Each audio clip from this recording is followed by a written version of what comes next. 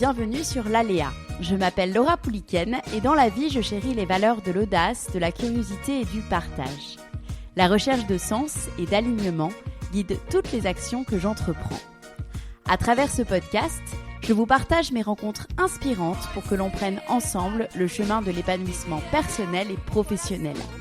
Vous trouverez les idées, les parcours, les témoignages ou les conseils de personnes connues ou inconnues, de professionnels ou d'autodidactes, sur des sujets autour du business, du développement personnel, de l'art, de l'entrepreneuriat, du bien-être, du voyage, de la famille ou encore de la spiritualité. Ma seule mission, vous accompagner de la manière la plus accessible possible dans la réalisation de vous-même et dans la poursuite de vos rêves.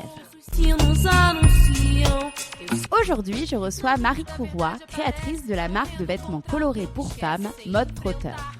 Spontanée, sans filtre et solaire, Marie revient pour vous sur son enfance, son parcours, la création de sa boîte, commencée par un e-shop pour en 2015 devenir une marque en propre, ou encore son équilibre vie pro, vie perso. Si vous aimez cet épisode, le podcast de manière générale, ce qui m'aiderait le plus est de laisser un commentaire et 5 étoiles sur Apple Podcast ou iTunes. Quelques secondes qui peuvent faire la différence. Place à mon échange avec Marie Courroy. Bonjour Marie, rebonjour. Bonjour. Après cette présentation en off. Ma première question, elle est très simple. J'aime bien la poser à mes invités. Je vais te demander comment tu vas, tout simplement. Eh ben, ça va très bien. Ça va très très bien. Aujourd'hui, c'est l'anniversaire de ma fille. Du coup, c'est une bonne journée. Ok, super. Aujourd'hui, on te connaît comme créatrice de la marque Mode Trotter, aux nombreuses collaborations, dont celle avec Benjamin Biolay. On te connaît comme maman de 2 enfants, amoureuse, puisque tu ne te caches pas aussi, et surtout ton compte Instagram personnel, il t'arrive de parler de ta vie privée. Qu'est-ce que tu ajouterais à cette présentation ? Qu'est-ce que j'ajouterais à cette présentation ? C'est assez bien résumé. Ouais, non, je sais pas. Je sais pas si je suis pas sûre que j'ajouterais grand-chose. Ça remplit déjà pas mal les journées, en vrai. Oui, c'est c'est clair, le travail, la vie de famille. Exactement, le travail des enfants et c'est bon.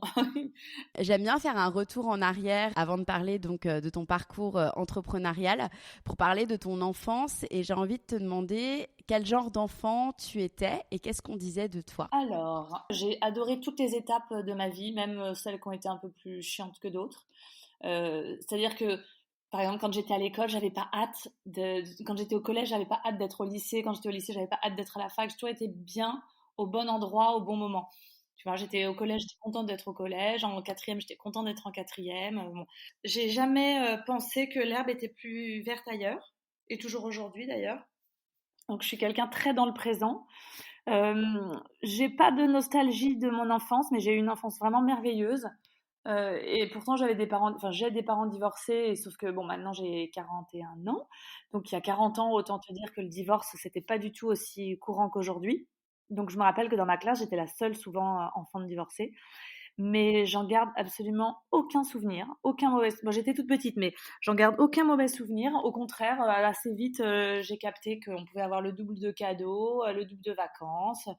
Enfin bon, voilà, plein de choses. Le double de grands-parents, le double de potentiellement demi-frères et sœurs. Enfin bon, assez vite, assez vite avec ma sœur, on a capté qu'en fait, c'était pas du tout une catastrophe. C'était plus les autres qui nous regardaient comme vivant une catastrophe que nous qui vivions une vraie catastrophe. Ah ouais. Et est-ce qu'on parlait d'entrepreneuriat chez toi ? Est-ce que toi, tu avais dans tes souvenirs d'enfant, d'adolescence, le rêve d'entreprendre ou d'avoir ton propre projet ? Alors, Et est-ce que tes parents avaient leur propre projet ? Alors, mon père était médecin et il avait monté lui-même sa clinique, etc. Donc, il était entrepreneur à sa façon. Mais pour autant, et ma mère, rien à voir, elle bossait dans une boîte, dans le médical, mais elle était salariée dans une boîte. Mais donc, j'ai jamais entendu, enfin, ça m'a en tout cas pas du tout marqué des histoires incroyables d'entrepreneuriat ou quoi ou qu'est-ce. En revanche, je ne sais pas pourquoi, moi, au fond de moi, j'ai vraiment toujours su, du plus loin que je me souvienne, que je monterais ma boîte un jour. En revanche, je savais pas du tout dans quoi. Et j'ai mis longtemps à le savoir, mais j'ai toujours su que je bosserais pour moi. Mais comme un truc, je sais pas, c'était hyper intrinsèque. C'est-à-dire que je savais, voilà. Et quand on me disait, mais tu vas faire quoi? Je disais, mais je sais pas. Mais je savais que je bosserais pour moi. Et je te dis pourtant, j'ai jamais eu des discussions avec mon père qui pouvaient mettre en avant particulièrement ça. Au contraire, même, je pense qu'il aurait, bon, plus aujourd'hui parce que maintenant, ça y est, ça va, ça roule, mais les 7 premières années, ça a quand même été hyper dur. Quand j'ai monté ma boîte, j'étais jeune en plus. Bah, je pense qu'il était plus effrayé qu'autre chose. Et à un moment, il me voyait tellement, mais en galère. Je mangeais des pommes de terre à la fin du mois, tellement j'avais plus de fric. Et il me disait, mais Marie, mais tu veux pas arrêter et reprendre un travail de salarié, tu serais mieux payée, tu n'aurais pas tous ces soucis, tu serais heureuse et tout. Et moi, je disais non, non, non, non. Et ton parcours, du coup, tu l'as choisi en fonction de cette envie, d'abord tes études et après tes stages professionnels et tes premières aventures professionnelles? Alors, bah, ce qui est marrant, c'est que j'ai pas trop choisi. Donc, je voulais faire du marketing, sans savoir évidemment ce que ça voulait dire, mais je trouvais que ce nom, j'entendais ma mère en fait en parler avec ses copines, faire du marketing. Oui, Marie, elle veut faire du marketing. Je trouvais ça trop cool. Ça sonnait un peu américain, je sais pas, personne ne savait trop ce que ça voulait dire, mais ça avait l'air canon. Donc, je me suis dit, je vais faire ça, mais en passant par une école de commerce parce que j'étais pas du tout calibrée pour aller à la fac. J'avais encore besoin voilà, d'être très suivie, très, dans un environnement très carré, parce que la fac, bah, je savais que je pouvais ne pas y aller en fait. Donc, école de commerce, et surtout, comme je ne savais pas quoi faire, je me suis dit, en école de commerce, ce qui est bien, c'est que c'est pas spécialisé. Donc, je vais pouvoir faire un peu de finance, un peu de publicité, un peu de communication, un peu de marketing, un peu de je ne sais quoi, voilà. Donc, je suis partie là-dedans. Donc là, j'ai fait un bac plus 3 en école de commerce et ensuite, j'ai enchaîné le bac plus 5 en négociation internationale. Et lors de ma dernière année, j'ai passé 6 mois à Madrid et je devais faire un stage pendant un an, un contrat d'apprentissage d'ailleurs, ça s'appelait. Et il se trouve que mon appartement en fait, de Madrid était au-dessus d'une boutique qui était canon à l'époque, qui s'appelait Scooter et qui vendait la marque Vanessa Bruno, qui était à cette époque en vraiment, mais en pleine, mais explosion. C'était vraiment la marque trop cool. Toutes les filles dans mon école de commerce, elles avaient le sac là avec les sequins. Et donc, quand il a fallu chercher un stage, je me suis dit, bah tiens, j'ai trouvé cette marque canon, sachant que j'avais pas particulièrement d'appétence avec la mode, je m'en foutais. Enfin, j'aimais bien m'habiller et tout, mais c'était pas non plus, je m'étais jamais dit, tiens, je vais bosser dans la mode. En revanche, j'ai toujours adoré la couleur. Je me souviens quand ma mère, quand j'étais plus petite, elle me disait, ah tiens, regarde chérie, je t'ai un pull. Je disais, ah ouais, maman, je le trouve pas très beau. Quand même, c'est chevignon. Et je disais, mais maman, je m'en fiche en fait que ce soit chevignon. C'est-à-dire que les marques ne m'ont jamais intéressée. Ça me faisait plaisir qu'elle m'offre un pull, sauf que je le trouvais moche, et même si c'était chevignon, si je le trouvais moche, je le trouvais moche, point barre. Mais bon, tout ça pour dire que j'avais pas une appétence particulière avec la mode. On peut pas dire que depuis que je suis petite, je pique les affaires de ma mère dans son dressing, enfin pas du tout quoi. Je sais juste que depuis que je suis petite, j'aime la couleur, mais c'est tout. Et donc j'ai envoyé une lettre de stage à Vanessa Bruno, j'ai fini là-bas. Et en fait, donc j'ai passé un an, et en fait, quand j'ai fini ce stage, eh ben, c'était tellement la marque qui cartonnait qu'en fait, eh ben, par facilité, j'ai continué ensuite tous mes stages dans la mode parce que c'était un peu le sésame. C'est-à-dire que quand j'envoyais mon CV et qu'on me disait ah, t'as travaillé chez Vanessa Bruno, mais en fait, je passais même pas les entretiens. C'est-à-dire qu'on me disait bon, bah très bien, vous pouvez commencer lundi. Donc voilà, donc résultat, eh ben, j'ai fait tous mes stages et tous mes premiers boulots dans la mode. Mais c'est vraiment un peu et par hasard et par flemme, quelque part, que je suis arrivée là-dedans. Donc j'étais au service commercial à chaque fois, parce que donc j'avais fait une école de commerce. Et pour le coup, je sais que je peux être très bonne commerciale quand j'aime un produit, comme je sais que je peux être très nulle si j'aime pas le produit. Donc tant que c'était des marques que j'aimais, bah, c'était super, je pouvais vendre n'importe quoi. Et puis quand c'est devenu des marques, pas forcément que j'aimais pas, mais en tout cas que j'aimais un peu moins, bon bah là ça devenait évidemment un peu plus difficile pour moi. Donc j'ai su assez vite que le commercial c'était pas forcément mon truc. En revanche, j'ai su aussi que comme j'étais pas spécialement douée là-dedans, euh, dans le sens où quand j'aimais pas, j'arrivais pas du tout à me forcer. Et bien je trouvais ça intéressant en fait de me pousser là-dedans. C'est-à-dire que quand je suis arrivée chez Bache et que j'étais au poste de commercial, bah, je savais que ce serait un peu difficile pour moi par moment parce que je n'étais pas forcément fan de toutes les collections Bache. Alors, il y avait des choses que j'adorais, mais d'autres que j'adorais moins. Excuse-moi. Et vraiment, quand j'aimais pas, c'était vraiment compliqué pour moi, quoi. C'est-à-dire si la cliente me disait, mais Marie, qu'est-ce que vous pensez de ce manteau? Ah bah bon, bah personnellement, moi j'aime vraiment pas du tout. J'étais incapable de dire mais si c'est super, c'est canon. Donc, je passais beaucoup de temps au style chez Bache parce qu'elle m'appelait assez régulièrement. Est-ce que tu peux essayer ça? Quelle couleur tu préfères, etc. Et en fait, assez vite, j'ai compris que elle m'appelait souvent au style, pas parce que j'étais la plus stylée de la boîte, pas du tout, mais parce qu'en fait, j'avais pas de style. Et qu'en fait, je peux bien m'habiller n'importe comment. C'est-à-dire, je peux arriver avec une mini-robe à paillettes à 8 heures du mat au bureau, et le lendemain, je peux arriver avec un vieux jean pourri et un vieux pull pourri, et le jour d'après, un petit caban de jeune fille modèle avec une petite jupe, je sais pas quoi. Enfin, en fait, je me suis rendu compte assez vite que c'était bien plus facile pour les filles du style de se projeter sur moi, parce que du coup, elle me disait toujours, mais toi, tout te va. Mais en fait, tout me va parce que j'ai pas de style. Parce que quand en fait, on a une fille devant soi qui a un style très fort ou très défini, et ben, dès que tu fais, si par exemple la fille, je te dis un exemple probablement au hasard, elle a un style très APC, tu vois, très sobre, tu vois le style. Bah, si tout d'un coup, tu la fais passer dans un style très rock, il y a de fortes chances que tu lui dises, oh là là, ça te va pas du tout. En vrai, c'est pas que ça te va pas du tout, c'est juste que comme c'est pas ton style, bah c'est voilà, c'est plus difficile de trouver ça canon. Et donc voilà, et donc je sais pas pourquoi, moi ça m'a vachement, enfin assez vite ça m'avait sauté aux yeux cette c'est pas une qualité, mais en tout cas cette particularité que j'avais. Et donc j'ai passé beaucoup de temps au style. Plus je passais du temps au style, plus je détestais le commercial. Et plus les filles de chez Bache me disaient, mais Marie, parce que Sharon et Barbara, je les aime d'amour, hein, c'était mes boss, c'était les fondatrices de Bache.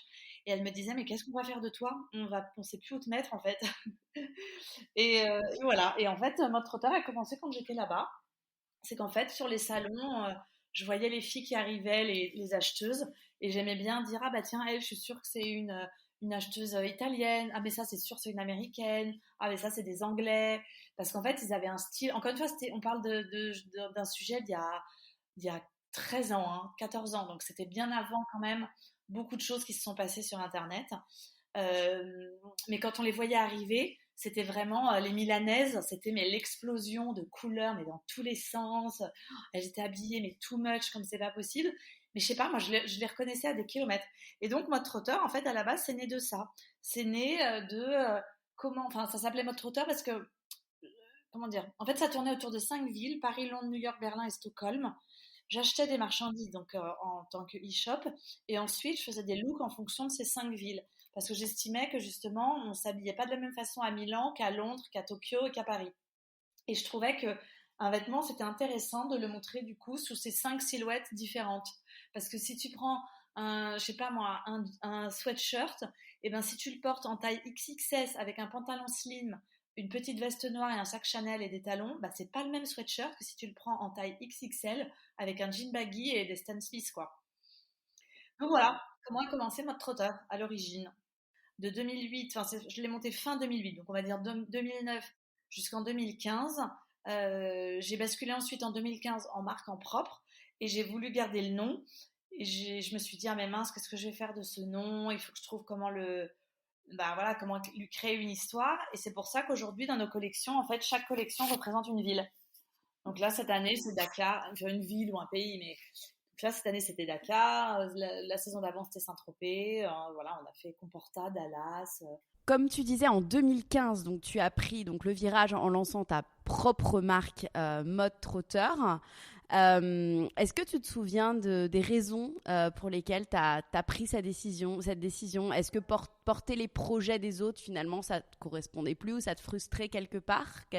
Pourquoi cette raison, en fait, tout simplement? Pourquoi cette décision? Eh ben, alors, pour plein de raisons. C'est que la première, j'en avais marre d'assumer des choses que je ne faisais pas moi-même. C'est-à-dire que quand je vendais une chemise d'une marque à 300 balles et que la cliente me la renvoyait en me disant je vous la renvoie parce que j'ai perdu les boutons au bout de 3 fois, bah moi, à part dire ah mince, pardon, je suis désolée, bah j'avais pas, tu vois, je savais pas trop quoi leur dire, quoi. Donc un, je voulais assumer ce que je vendais. Deux, je recevais toutes les marchandises au même moment dans l'année, donc c'est-à-dire que en janvier, j'étais gavée de marchandises, février, donc les filles venaient à fond sur le site, février, elles venaient à fond, mars, elles venaient déjà un petit peu moins parce qu'elles avaient tout vu, en avril, elles venaient encore un petit peu moins parce qu'elles avaient tout vu, enfin en fait, j'avais jamais de nouveautés puisque à l'époque, c'était vraiment, les marques faisaient vraiment 2 saisons, ce qui a un peu changé aujourd'hui. Donc moi, quand j'ai monté Mode Trotteur, la marque, je me suis tout de suite dit, la première chose que je fais, c'était drop tous les mois parce que je veux créer bah, du changement, quoi. Je veux que les filles elles aient envie de revenir sur le site. Ensuite, je vendais des choses assez chères parce que je vendais que des créateurs. Donc, j'ai vendu du Acne, du Opening Ceremony, du M-Stone, ce genre de marque. Et c'était quand même assez cher. J'avais très peu de choses à moins de 300 euros sur le site. Et donc ça, pareil, je me suis dit, en fait, j'ai envie que mes copines, elles puissent s'acheter des choses mode trotteur ou mes petites sœurs. Et donc, si je crée un jour ma marque, je voudrais que ça reste abordable. Et comment tu t'es financée pour le lancement de Mode Trotteur? Est-ce que tu as fait une levée de fonds ou appel à des investisseurs? Non, au tout début, j'avais de l'argent de côté, donc j'ai mis tout ce que j'avais de côté pour lancer ma boîte. Donc j'avais 70 000 euros, je me souviens. Non, j'avais 70 000 euros en tout. Donc j'avais peut-être 50 000 mois. Et après, j'ai fait un prêt Oseo, je crois, un truc comme ça, où j'avais eu genre 10 000 euros. Et après, j'avais dû faire un autre petit prêt avec ma banque ou un truc comme ça. Donc en gros, j'avais deux petits prêts et 50 000 euros de ma poche. Donc j'ai lancé avec ça et j'ai levé des fonds par la suite. Je crois 2 ans après, j'ai fait une première levée de fonds. Alors je sais même plus de combien, je peux même pas te dire. C'était pas du tout des sommes énormes, hein. C'était peut-être 200 000 euros, tu vois, un truc comme ça. Et ensuite, la levée de fonds que j'ai refaite ensuite, c'était pour lancer ma marque. D'accord. Est-ce que tu peux m'expliquer très concrètement combien de temps il se passe et quelles sont les étapes entre le moment où tu as l'idée donc d'une nouvelle collection, donc en fonction, on a dit, d'un voyage, d'une destination, et le moment où on la retrouve en boutique? Alors, nous, c'est en train un peu de changer parce que jusqu'à présent, normalement, le vrai circuit de la mode, c'est tu présentes par exemple en juillet une collection qui sortira dans ta boutique à partir de janvier-février. Donc en gros, tu présentes, pour la présenter, pour que tu puisses la présenter en juillet, tu commences à bosser dessus du coup dès janvier. En gros, ça met 1 an le process normal. Sauf que nous, on a toujours été très, très, très, très, très en retard. Et du coup, on a toujours tout fait à la dernière minute. Donc en gros, pour que la collection soit livrée en janvier, on va dire que nous, on était prête en septembre. Donc en gros, on faisait en 4 mois ce que les marques font en 1 an, quoi. Donc comme ça a été très très fatigant, on a petit à petit essayé de rattraper notre retard, mais ça a mis du temps parce que c'est difficile de rattraper 1 an en 4 mois. Enfin, tu vois, c'est difficile de rattraper une année quand déjà tout va déjà très vite pour toi, vu que nous on mettait 4 mois à faire nos collections, ça allait donc très très vite. Donc on a enfin rattrapé pour la première fois cette année notre retard. Et là, enfin pour cette année, voilà, on a pu présenter en juillet pour des livraisons à partir de janvier. Mais sinon, ouais, grosso modo, c'est 1 an de travail. Alors pas pour toutes les équipes en même temps, hein. Et pour que l'on comprenne bien, est-ce que tu peux nous parler de tes différents interlocuteurs? Eh ben, je travaille avec une styliste. Donc là, on met donc on définit un thème, on met en commun nos idées. Et là, et en général, elle, en amont, elle a fait déjà une sélection de tissus.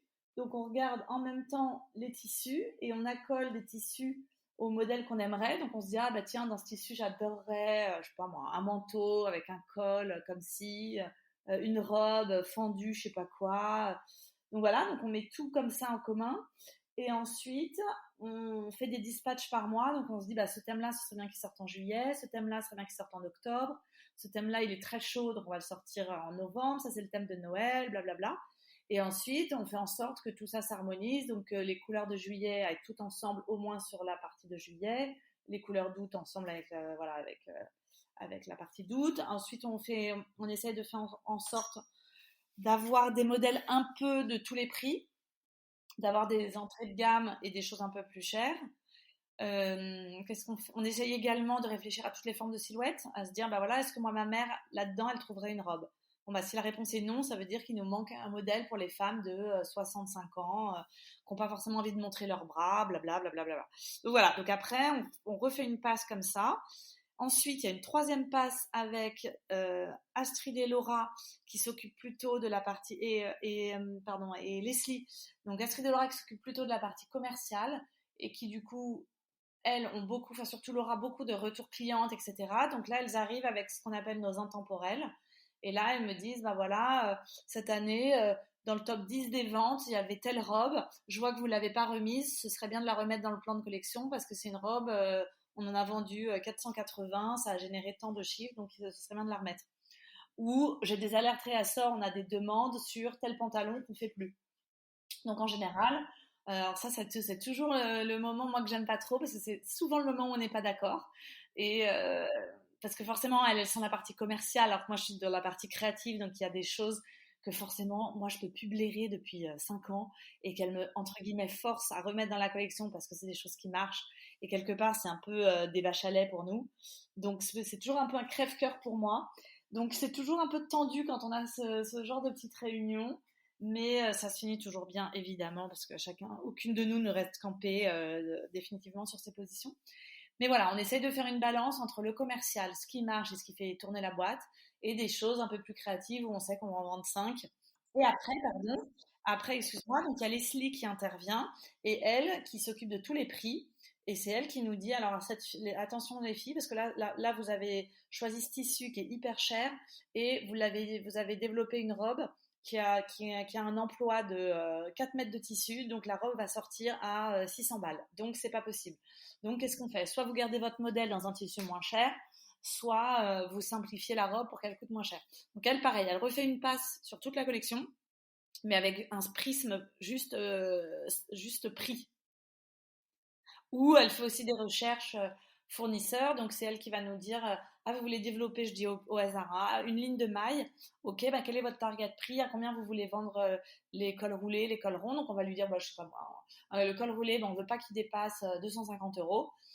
Le col rond, on veut pas qu'il dépasse, je sais pas, 210 €. Et ben du coup, c'est elle ensuite qui va nous sourcer les matières ou discuter avec les fabricants pour nous trouver la matière adéquate pour que le pull sorte dans la gamme de prix qu'on a ciblé. Alors qu'avant, on faisait le contraire. On faisait le pull et à la fin, on se disait, bon, bah, le pull sort à 412 €. Est-ce que tu as une collection qui t'a particulièrement marqué? C'est celle-ci, la Dakar, que je trouve mais hyper belle, sans prétention, hein, mais c'est vraiment ma collection préférée. Alors, Laura dirait que je dis ça à chaque saison, mais c'est pas vrai. Celle-ci, je l'adore parce que j'aime à la fois tous les modèles et j'aime toute l'image qu'il y a eu autour. C'est-à-dire que j'ai adoré les photos, les vidéos, le shooting à Dakar. Enfin, je trouve que tout est magnifique et tout s'est fait en plus de façon. Moi, j'étais enceinte, je sais pas, tout s'est fait de façon très fluide. On n'était pas dans le rush, on avait enfin le temps. Enfin, pour moi, c'est la collection qui nous a fait prendre, entre guillemets, un nouveau départ, mais ça, c'est juste un point de vue interne, parce que c'est grâce à cette première collection, enfin cette première, c'est pas du tout la première, mais la première d'une nouvelle ère pour nous, parce que c'est l'ère où on est enfin à l'heure sur nos collections.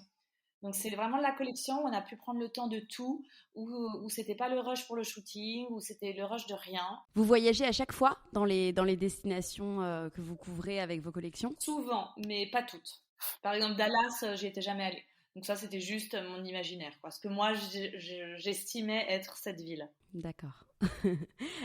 Où tu puisses, toi, ton inspiration pour les collections, toi et tes équipes? Alors moi, je regarde jamais les défilés. J'ai aucune idée de qui est le directeur artistique de telle maison et tout. Et ça ne m'intéresse pas. Je m'en fous, mais complètement. Je préférerais toujours être chez moi avec Édouard et les enfants que d'aller assister à un défilé de mode. Je n'en ai mais rien à cirer, ça me fait pas du tout rêver. Après, c'est un très beau travail, etc. Mais si je veux le voir, je suis aussi bien devant mon ordinateur. Donc c'est certainement pas les podiums. En revanche, beaucoup de la rue, de filles, tu vois, j'ai toujours mon téléphone sur moi, donc je prends des photos. Par exemple, je marche dans le métro et je vais voir une fille avec un manteau canon, hop, hop, je vais capturer. Et c'est souvent des petites choses, tu vois, ça va être le détail justement d'un manteau, le détail d'une manche. Donc il y a beaucoup la rue et il y a beaucoup Instagram, les réseaux sociaux, hein. Moi, je te ferai jamais un grand discours sur ma collection qui représente l'architecture des années 60, de tel architecte, et après tu comprends rien à la collection parce que tu vois aucun rapport avec un immeuble en pierre et avec des fenêtres rondes et une collection avec juste des pantalons rouges et des vestes noires. Enfin, tu vois, moi très souvent, je vois pas du tout le lien entre ce que soi-disant les créateurs veulent dire dans leur collection et la collection en elle-même. Tu vois ce que je veux dire? Ouais, je vois ce que tu veux dire. Si on parle justement un petit peu de communication, tu parlais d'Instagram. Toi, au départ, quels ont été les moyens de te faire connaître, de te développer avant d'atteindre la notoriété qu'on connaît aujourd'hui à mode trotteur? Alors, on a fait comme tout le monde, hein, on s'est servi des réseaux sociaux à fond dès le début. Nous, on a toujours été hyper proches de notre communauté, c'est-à-dire que vraiment, on s'est depuis toujours mis un point d'honneur à répondre, mais à la perfection au service client. Alors, ça ne veut pas dire qu'on accepte toutes les demandes et qu'on dit oui à tout et n'importe quoi. Mais en tout cas, on essaie toujours de se plier en quatre pour les clientes. Et quand elles sont pas très gentilles ou qu'elles parlent pas très bien, on ne manque pas de leur dire, en leur disant écoutez, nous on fait notre possible pour vous satisfaire, vous n'êtes pas obligé de nous parler comme ça. Enfin, en fait, moi je considère que le client est roi que jusqu'à un certain moment, c'est-à-dire qu'il ne faut pas non plus nous prendre pour des débiles. Mais bon, toujours est-il qu'on s'est donc toujours extrêmement servi des réseaux sociaux depuis le début. Je pense qu'on a toujours été comment on dit, très linéaire dans notre rapport à ça. C'est-à-dire que ça a toujours été notre moyen de communiquer et on a toujours communiqué exactement de la même façon. Nous, depuis le début, depuis la première minute, on montre les coulisses de mode trotteur, on a montré les galères, on montrait quand notre bureau, c'était même pas un bureau, c'était une déchetterie. On montrait quand on avait des cartons jusqu'au plafond. Enfin, on n'a jamais essayé de faire croire que c'était beau et merveilleux et qu'on avait des petites bougies diptyques qui sentaient bon dans tous les coins du bureau. Pas du tout. Nous, on a toujours fait tout le contraire. On a toujours montré la réalité du décor. Donc, je pense qu'on s'est attiré plutôt de la sympathie de la part des clientes. Votre notoriété s'est aussi construite avec les collaborations, comme je disais au début de l'interview avec Benjamin Biolay, entre autres. Comment vous les choisissez ? Alors, franchement, c'est vraiment au cas par cas. Hein. Ça dépend de ce qui se passe et de... Ouais, ça dépend derrière si c'est une personne, comme on a fait avec Cécile Cassel, enfin avec Olysses ou avec Benjamin. Ça dépend si c'est une marque derrière. C'est pas du tout la même chose. Ça dépend si c'est une petite marque, une grosse marque. Enfin, en vrai, nous, on a toujours été ouverts à tous les types de collabs. On a toujours tout fait parce que moi, je n'ai pas du tout envie qu'on me mette dans une petite case. Je trouve que toutes les marques sont sympas avec qui collaborer. Enfin, qu'il n'y a pas de ah, c'est pas assez bien. Il n'y a pas de ça chez nous. Mais non, il n'y a pas de. Enfin, on n'a ni critères. Ça peut être une fille que j'ai rencontrée qui a une mini-marque avec 300 abonnés, mais que je trouve trop mignonne et trop sympa et que j'ai envie voilà, que j'ai envie d'aider. Comme avec un gros comme Sarenza où on s'est dit bah ça peut être cool pour nous parce que ça peut nous faire une petite notoriété, donc on est poussé par un plus gros que nous, c'est sympa aussi. Donc c'est voilà, ça dépend vraiment. Au niveau du management, j'avais aussi envie d'en parler avec toi. Aujourd'hui, vous êtes, je crois, une dizaine dans ta boîte. Comment on se sent quand on devient patronne en fait d'une boîte malgré soi, puisqu'au départ tu as commencé, bon bah voilà, tu étais toute seule, vous étiez deux. Comment ça se passe pour toi cette évolution ? Est-ce que tu te formes ? Est-ce que tu t'es formée ? Est-ce que c'est difficile ou est-ce que c'est assez naturel pour toi ? Alors, je me suis pas du tout formée et c'est pas du tout naturel. C'est-à-dire que en vrai, moi je déteste gérer le personnel. Je trouve que c'est hyper dur. C'est hyper dur parce que je les aime toutes et que j'ai toujours envie de leur faire plaisir. Donc, s'il y en a une qui vient me voir en me disant est-ce que je peux avoir une augmentation, bah, j'ai toujours envie de lui dire oui, parce que je trouve qu'elle mérite toutes d'être payée des milliards, vu ce qu'elle donne à la boîte. Malheureusement, j'ai ma casquette de chef d'entreprise qui me retient évidemment, parce que je ne peux pas dire oui à tout. Mais du coup, je trouve ça très dur de devoir parfois sévir ou de devoir parfois dire non pour des choses, alors que j'adorerais, enfin, au fond de moi, j'adorerais dire oui. Mais c'est pas toujours possible. Si par exemple, elles veulent toutes prendre le pont de faire le pont du 8 mai, par exemple, et qu'il n'y a personne au bureau pendant 4 jours, bah, c'est pas possible. Donc, je peux pas dire oui à tout le monde. Donc, c'est des petites choses comme ça qui, moi, me bouffent et je déteste. Donc, assez vite, moi, j'ai mis quelqu'un qui s'occupe de ça. Parce que j'ai toujours su que c'était pas mon truc. Même faire passer les entretiens. Si c'est une fille sympa, bah, je vais dire, oh, elle est trop sympa, viens, on la prend, même si elle est nulle, quoi. D'accord.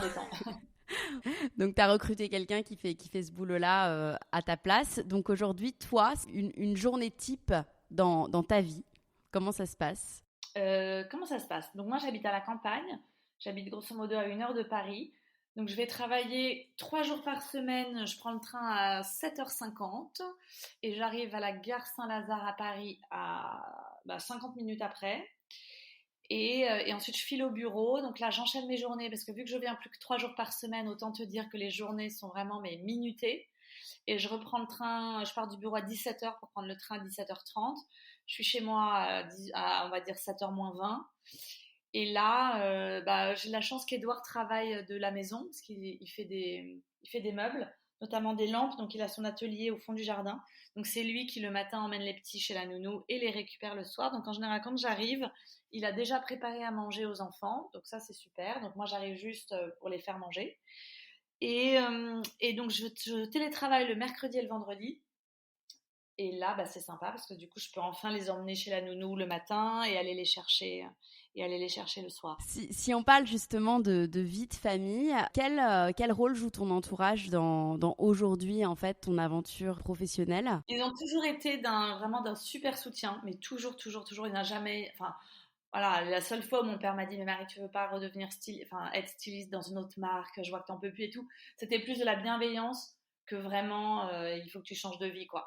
Donc non, ils ont toujours, toujours, toujours tout supporté et ils y ont toujours cru. Donc c'est hyper mignon parce que Dieu sait que vraiment parfois ça a été difficile.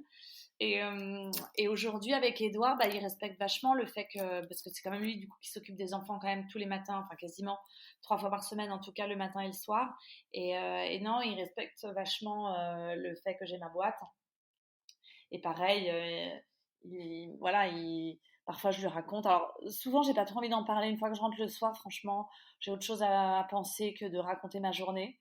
Ce qui parfois le peine un peu, je pense, parce qu'il aimerait en savoir un peu plus. Mais moi, une fois que la journée est finie, elle est finie et je veux passer à autre chose. Donc, je pense qu'il aimerait voilà, que je lui en raconte un peu plus. Mais sinon, non, ils ont toujours voilà, été d'un super soutien. Ils s'habillent tous en mode trotteur.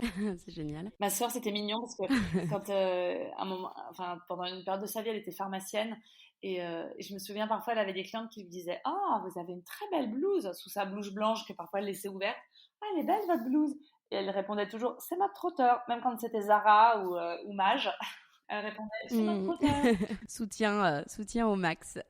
Qu'est-ce que aujourd'hui mode trotteur a changé dans ta vie? Disons que j'ai une liberté que je n'avais pas avant et que je n'aurais pas si je bossais ailleurs. C'est la liberté clairement de faire ce que je veux. C'est-à-dire que si j'ai pas envie de venir au bureau de toute la semaine, je viens pas au bureau de toute la semaine. Mais sinon, je suis pas sûre que ça m'a pas rendu plus sympa ou moins sympa. Ça me rend forcément plus heureuse parce que c'est mon choix de vie. Donc c'est toujours plus sympa quand c'est un choix de vie que tu fais toi-même, que plutôt que ce soit imposé par la vie. Ça c'est sûr. Mais à part ça, franchement, à part un énorme sentiment de liberté, et c'est ce qui fait que j'ai jamais lâché, même dans les difficultés. Mais sinon, voilà, en tout cas, je pense pas du tout fait de moi une autre personne. Ça l'a fait sûrement dans les détails, parce que maintenant je sais comment gérer une boîte, donc je sais les problèmes, donc j'ai peut-être plus d'empathie sur certains sujets pour des chefs d'entreprise ou je ne sais quoi. Mais franchement, c'est des détails, ça n'a pas changé mon caractère en tout cas. Est-ce que selon toi, l'entrepreneuriat nécessite de se connaître soi-même, de s'écouter? Alors de s'écouter, c'est sûr, mais c'est pas spécifique à l'entrepreneuriat. Mais moi, je suis persuadée qu'on regrette jamais d'avoir fait les choses par choix, de s'écouter soi-même, alors que quand on fait les choses en écoutant toutes les copines, alors que toi, au fond, tu pensais absolument qu'il fallait choisir noir et que toutes les copines ont dit « mais non, faut que tu prennes blanc, faut que tu prennes blanc », et ben si finalement tu te rends compte que le blanc ça salit, que ça grossit et que finalement c'est moche, et ben tu regretteras de pas t'être écouté. Donc je pense pas que ce soit spécifique à l'entrepreneuriat, mais c'est juste, je pense, une façon d'être. Moi, je crois qu'il faut toujours s'écouter. Je pense qu'on regrette jamais. Enfin, moi, je sais que j'ai jamais regretté d'avoir fait comme je pouvais, alors que j'ai toujours regretté quand j'ai fait un mauvais choix parce que j'ai écouté les autres. Comment on sait que l'on est aligné avec son projet? Je m'explique. Est-ce que toi, parfois, ça peut t'arriver d'avoir des moments de doute, de désalignement?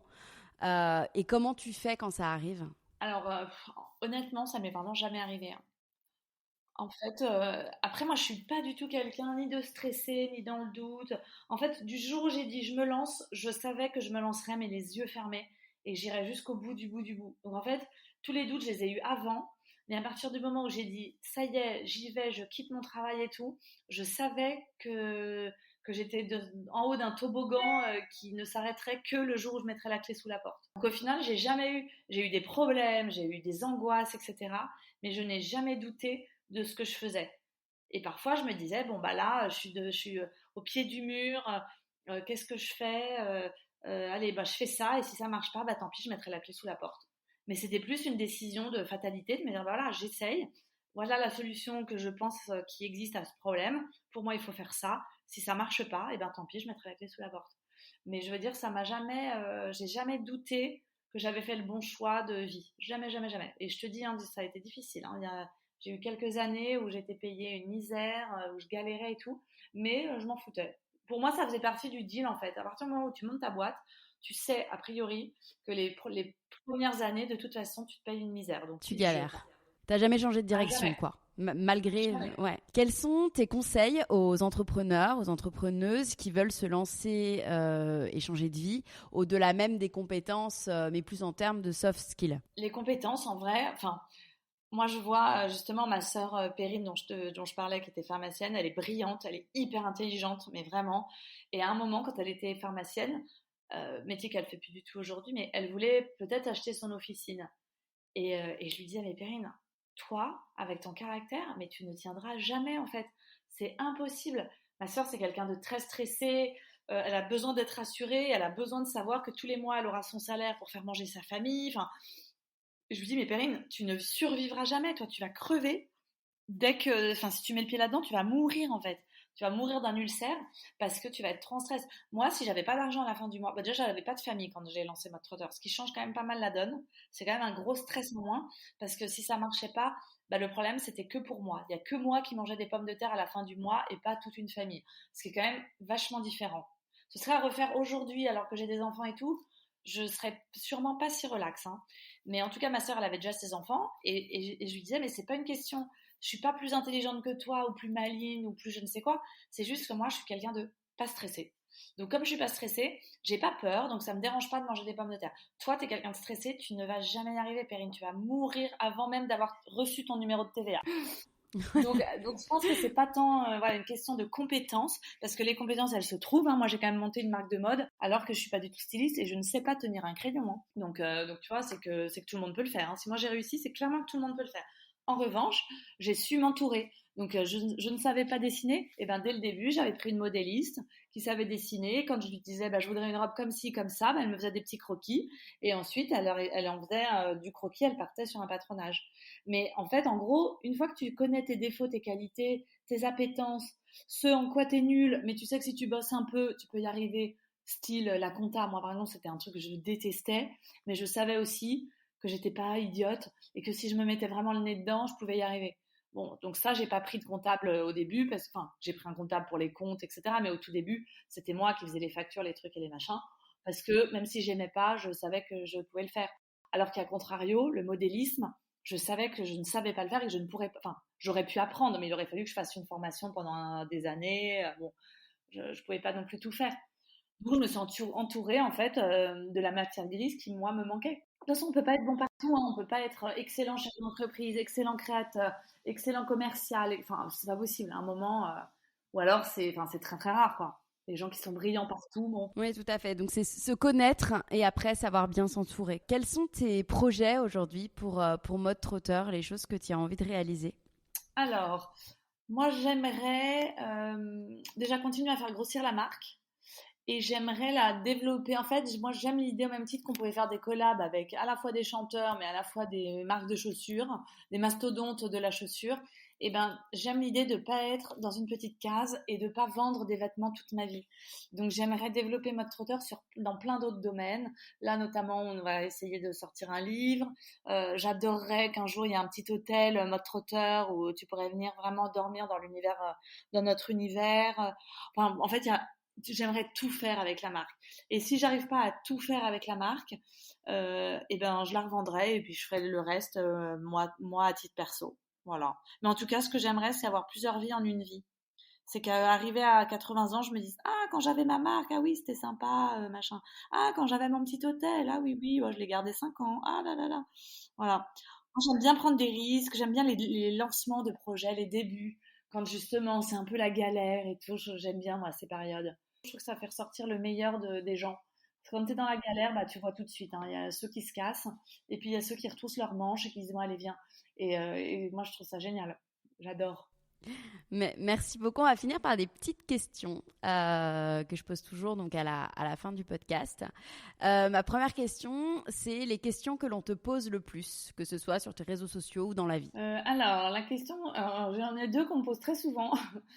Alors, une qui est très temporaire, quel est le, enfin, alors, attends, comment elle me le demande en général, comment vous avez fait pour avoir des bébés qui dorment autant? parce que j'ai fait je ne sais combien de stories sur le point du bébé en acupuncture. Et donc, j'ai 1 milliard de filles qui me disent: «Oh non, j'ai oublié de faire la capture d'écran quand vous en avez parlé. Est-ce que vous pouvez me redonner?» Donc, je pense que je vais la mettre en story à la une, l'acupuncture, le point du bébé. Et la deuxième question, c'est: qu'est-ce que vous faites à vos cheveux et qui vous fait vos mèches? Alors ça, pareil, toutes les semaines. Et la réponse? Et la David réponse, du coup? Lucas, et je ne fais rien, rien du tout, je ne les coiffe pas, je ne m'en occupe pas. Ils ont droit à un peu d'après-shampoing ou un petit masque une fois de temps en temps, et basta. Tes citations préférées? Alors, bon, je crois que je suis pas hyper citation, mais alors ce qui est sûr, c'est que qui ne tente rien n'a rien. Donc, il y a qu'en faisant les choses qu'on peut voir si ça marche, hein. C'est pas en restant avec ses rêves dans sa tête et à jamais les lancer qu'ils vont se réaliser tout seuls. Ça, c'est sûr. Euh, Bah si, je crois que mieux vaut avoir des remords que des regrets, c'est pas mal. Parce que ça montre qu'il faut faire les choses, quitte à regretter après, mais au moins ça avance, quoi. Moi, je trouve qu'il n'y a rien de pire que procrastiner. Tes livres préférés? Alors, c'est un livre que m'avait conseillé mon grand-père quand j'étais adolescente, qui s'appelle, pardon, Climat, d'André Mauroy. Et c'est merveilleux, j'ai jamais lu un livre aussi bien écrit de ma vie. C'est une merveille. Et après ça, je peux vous dire, vous lirez plus jamais les Guillaume Musso et compagnie, là. Tes routines pour être bien physiquement et mentalement? Alors, zéro sport. En revanche, beaucoup, beaucoup de sommeil. Moi, je suis une énorme dormeuse et quand je dors, tout va bien. Ton meilleur conseil professionnel? Et ben, quand j'ai lancé Mode Trotteur, donc je suis partie de chez Bâche, et donc les deux fondatrices, Sharon et Barbara, elles m'ont dit: Marie, sache que si pour X raisons ça plante ou ça marche pas comme tu veux, sache que tu auras toujours une place chez nous. Et ben, cette phrase, bon, déjà, je les aime d'amour de m'avoir dit ça, mais en plus, j'avais l'impression d'avoir comme un petit parachute au-dessus de ma tête. C'est-à-dire qu'en lançant du coup Mode Trotteur, je me disais: bon, Marie, qu'est-ce qui peut se passer? Ce qui peut se passer, c'est qu'au pire du pire, tu auras perdu ta mise. Bon, bah, c'est la vie, de toute façon, c'est le jeu, hein. Et l'autre pire du pire, bah, c'est que tu te retrouves du jour au lendemain sans travail. Bah, au pire du pire, bah non, parce que tu peux retourner chez Bâche. Et rien que ça, et ben franchement, voilà, j'avais l'impression d'avoir un petit parachute accroché. Ouais. Ta plus grande peur? Que les êtres que j'aime disparaissent. Un échec que tu as vécu et que tu aurais surmonté? Ah bah, pendant Mode Trotteur, c'était avant que je lance la marque, donc c'était un petit moment maintenant. Il y a un directeur d'une grande marque très connue à Paris, mais d'ailleurs je vais le citer parce que je le déteste. Le directeur à l'époque de la marque Carven, c'est plus lui aujourd'hui, hein, qui m'avait fait de l'œil et qui voulait investir dans Mode Trotteur et qui m'a fait poireauter pendant 1 an. Il était jamais là, tout était toujours compliqué, il plantait les rendez-vous, bon, bref. Il parlait hyper mal, il était odieux, mais bon. Et moi, j'avais 25 ans, non, peut-être pas 25 ans, mais j'avais 30 ans. Je claquais des dents à chaque fois que je le croisais, tellement il était impressionnant. Et en fait, il m'a planté du jour au lendemain, la semaine de la signature. Ça faisait 1 an qu'on parlait et il m'avait fait commander, parce que donc j'achetais les marques des autres que je revendais, et il m'avait fait commander pour 100 000 euros de marchandises. Et alors que j'avais genre 1 000 euros sur mon compte, et il m'avait dit: non, mais t'inquiète pas, commande, vu qu'il y a la levée de fonds qui va arriver, t'inquiète pas et tout. Et en fait, il m'a planté du jour au lendemain, il n'est pas venu à la signature, alors qu'il m'avait fait commander pour 100 000 balles de fringues et qu'il me restait 1 000 balles sur mon compte. Donc là, ce jour-là, vraiment, j'ai cru que j'allais mourir. Je sais même pas comment Ouais. je m'en suis remise. Et au contraire, ta plus grande victoire dans ton activité? Bah, ma plus grande victoire, ouais, de me rendre compte qu'aujourd'hui on est 15 et qu'on a enfin, je dis pas qu'on a réussi notre pari parce que tout peut encore, on est encore jeune, donc on est encore un peu sur des sables mouvants, hein. Il suffit qu'il y ait 1 ou 2 saisons de suite catastrophiques et on met la clé sous la porte, hein. Mais enfin, on est encore fragile, mais c'est de mieux en mieux chaque année. Là, on a encore fait plus 65% par rapport à l'année dernière. L'année dernière, en plein Covid, on avait fait plus 50% par rapport à l'année d'avant. Enfin, on fait vraiment une super croissance. Et de voir qu'on est 15 maintenant, alors qu'avec Laura, mais on a essuyé les plâtres, mais de tellement de problèmes, d'aventures, que voilà, que de voir qu'on est là encore toutes les deux, entre autres, aujourd'hui, bah, je suis hyper fière. Hmm. Et ma dernière question rituelle du podcast, ta définition du risque, parce que tu parlais de oser prendre des risques, et selon toi, les risques nécessaires pour vivre pleinement? Bah, moi, je pense que le seul secret pour être heureux, c'est de s'écouter, en fait. Si on ne fait pas sa vie à vivre à travers les autres ou pour ce que vont en penser les autres, mais je vois même pas comment on peut être heureux comme ça en fait. Non, moi je pense qu'il faut s'écouter. Ça veut pas dire être égoïste, hein, s'écouter. C'est pas du tout la même chose. Non, non, s'écouter, c'est faire ce qui nous semble être bon pour soi. Donc, si par exemple, on a un moment où on est très fatigué et qu'on pense qu'il faut qu'on aille se reposer, eh ben, il faut larguer mari et enfants et partir se reposer. Parce qu'en vrai, tes enfants, ils se porteront mieux que pendant 2 jours de ne pas avoir leur maman, mais qu'après, elles reviennent en pleine forme et que ça reparte comme en l'an 40, que de se traîner une maman qui est fatiguée, qui est du coup sur les nerfs, qui crie tout le temps et que je sais pas quoi, pendant des semaines et des semaines. C'est en ça que je dis qu'il faut s'écouter, c'est-à-dire que, enfin, tu vois, de s'écouter et de tenir compte de son ressenti, de son corps, de sa fatigue, voilà, de son énergie, tout ça. Merci beaucoup, Marie. Merci beaucoup. Cet épisode est maintenant terminé. En espérant qu'il vous ait plu, je vous donne rendez-vous maintenant sur le compte Instagram lalea.podcast pour découvrir les coulisses de l'interview.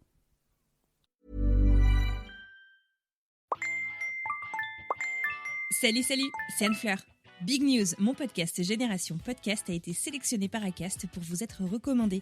Et j'ai 35 secondes pour vous expliquer pourquoi. Génération Podcast, c'est le podcast qui vous en recommande d'autres, qui vous raconte les actus podcastiques à absolument savoir et qui fait passer les pros du podcast en France de l'autre côté du micro. Ce podcast, je le réalise avec mes petites mains et mon micro, mais également avec Mélanie Hong pour les actus et Zou pour les recos. Retrouvez Génération Podcast sur Acast, mais aussi sur toutes les applis d'écoute.